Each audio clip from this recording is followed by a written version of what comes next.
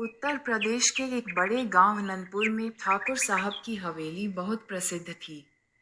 उसी हवेली में रहती थीं दुर्गा देवी, एक जमींदार परिवार की रौबदार और सख्त सास।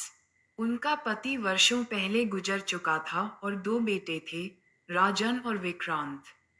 राजन की शादी सुषमा से हुई, जो पढ़ी लिखी, थोड़ी तेज तर्रार मगर समझदार बहू थी। विक्रांत की शादी हुई अनिता से, सीधी सादी, शर्मीली और भोली बहू। दुर्गा देवी के व्यवहार में गजब का भेदभाव था। बड़ी बहू सुषमा से डरती थी, इसलिए उसे ज्यादा कुछ नहीं कहती, लेकिन छोटी दिन भर उससे काम करवाती रहती थी और वह अनिता से बेहद नफरत करती थी और अक्सर उसे घर से निकाल देने की धमकी भी देती थी। अरे, तुझे कुछ समझ नहीं आता क्या? तू यहाँ से चली क्यों नहीं जाती? तू तो सिर्फ सिर पर बोझ है, काम भी ढंग से नहीं करती। लेकिन छोटी बहू अनिता पर उनका सारा गुस्सा उतरता था। भगवान, मैंने ऐसा कौन सा पाप किया है जो आप मुझे इतनी बड़ी सजा दे रहे हैं? मुझे तो मांझी से बस प्यार और कदर ही चाहिए थी, परंतु वो मुझसे नफरत क्यों करती है? मैंने ऐसा क्या कर दिया कि वो मुझे इंसान भी नहीं समझती? दिन भर ताने देती रहती है। मैं तो रोज अपने भगवान से रो रो कर यही पूछा करती हूँ। दिन भर खटने के बाद जब सब सो जाते, तब अनिता अपने तकिए में मुंह छुपाकर चुपचाप रोती। वो किसी से कुछ नहीं कहती थी। उसकी सास दुर्गा देवी तो जैसे उसकी हर सांस पर नजर रखती थी। अगर जरा सी भी देर हो जाए रोटी परोसने में, तो फौरन चीख उठती। अनिता का मन टूट चुका था, मगर उसका स्वभाव ही ऐसा था, सहनशील, विनम्र और चुप रहने वाला। हाय राम, अभी तक सो रही है? घर की बहू है या रानी महारानी?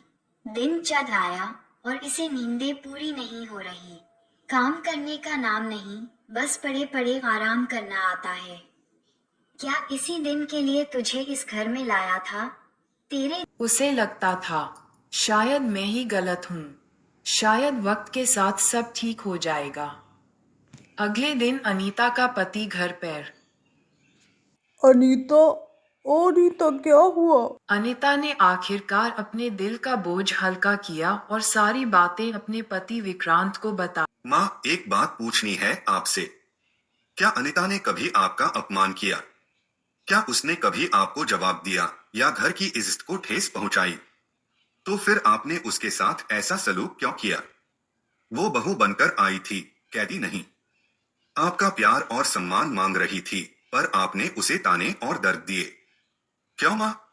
क्यों आपने उसकी खामोशी को उसकी कमजोरी समझ लिया? माँ, मैं आपसे बाद में बात करता हूँ। चलो अनिता, अंदर चलते हैं।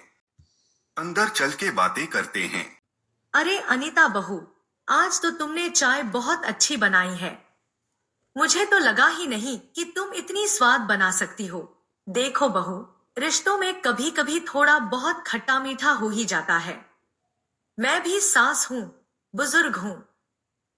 मुंह से कुछ कड़वा निकल गया हो तो माफ कर देना। घर की बहू तो लक्ष्मी होती है, और तुम तो हमारी छोटी लक्ष्मी हो। चलो, अब पुरानी बातें भूल जाओ, सब कुछ नया नया शुरू करते हैं। ये तो अनीता की सास के बदलते तेवर थे, पर विक्रांत के जाते ही अगले दिन। किस काम की नहीं तू? ना घर संभलता है तुझसे, ना रसोई। बहू बनकर आई है या मुसीबत लेकर आई है? हर दिन सिर दर्द दे देती है। तेरे जैसी बहू तो किसी दुश्मन के घर भी ना जाए। बस करिए माँ जी, बहुत हो गया अब आपका ये जुल्म। हर बात पर अनिता को ताने, थप्पड़, अपमान। क्या यही माँ का रूप होता है? नहीं, अगर आपने अब भी अपनी हरकतें नहीं रोकी ना, तो हम दोनों, मैं और मेरी देवरानी, ये घर छोड़कर चले जाएंगे। अब तू मुझे सिखाएगी कैसे घर चलता है? बहू है या हुकुम की रानी? बस इतना कहते ही दुर्गा देवी अपने कमरे में चली गई, पर वह इतनी जल्दी सुधरने वाली नहीं थी। अगले दिन फिर अनीता को ताने देने वाली में थी। तूने मेरे बेटे पर और मेरे पूरे खानदान पर ऐसा कौन सा जादू कर दिया है? जब देखो वही तेरा पक्ष लेते रहते हैं सब। मेरी एक नहीं सुनता, अब वो जैसे तेरा गुलाम बन गया हो। पर सुन ले बहू, मैं तुझे इस घर से। मां जी, हर बार मुझे नीचा दिखाने की कोशिश मत कीजिए। मैं कोई कमजोर औरत नहीं हूँ जो आपके तानों से टूट जाऊं। आपने मुझे इस घर की बहू बनाया है, कोई कठपुतली नहीं। अगर मैं चुप रहती हूँ तो उसे मेरी कमजोरी मत समझिए। मैं इज्जत करती हूँ आपकी, पर अगर आप मेरी इज्जत नहीं करेंगी तो जवाब देना भी जानती हूँ। और रही बात मेरे पति की, तो वो सच्चाई पहचानते हैं, तभी तो मेरा साथ देते हैं। ना जाने क्या समझती है खुद को। तुझे अगर मैंने इस घर से न निकलवाया तो मेरा नाम भी दुर्गा देवी नहीं। अभी बताती हूँ तुझे कैसे अपने आप को महारानी समझती है। जहां अनीता, उसकी जेठानी और उसका पति उसके साथ खड़े थे, वहीं दुर्गा देवी को भी सोचने पर मजबूर होना पड़ा कि अगर वह ऐसे ही गुस्से में सबके साथ पेश आती रही तो एक दिन उसे अपने ही घर में इज्जत मिलनी बंद हो जाएगी। यही सोचकर दुर्गा देवी ने अपने व्यवहार में बदलाव लाना शुरू किया। उन्होंने अनीता से बार बार अपने किए की माफी मांगी। अब तो अनीता की जेठानी भी उसका साथ देने लगी थी और अनीता भी अब अपनी सास के खिलाफ बोलने लगी थी। दुर्गा देवी को अब साफ साफ दिखने लगा था कि घर के लोग पहले जैसे डरते नहीं थे। अनीता अब चुप नहीं रहती थी।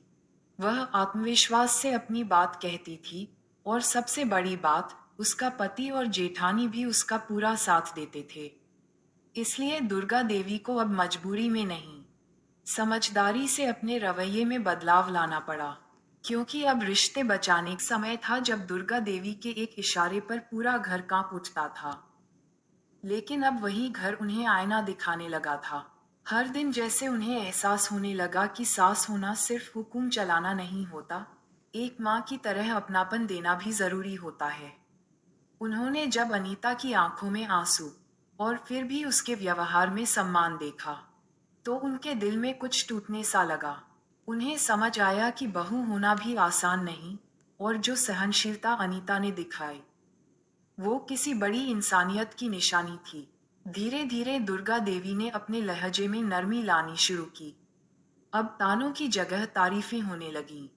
आगे ये बदलाव आसान नहीं था, लेकिन उन्होंने एक बात समझ ली थी, रिश्तों को चलाना हो तो पहले खुद को बदलना पड़ता है।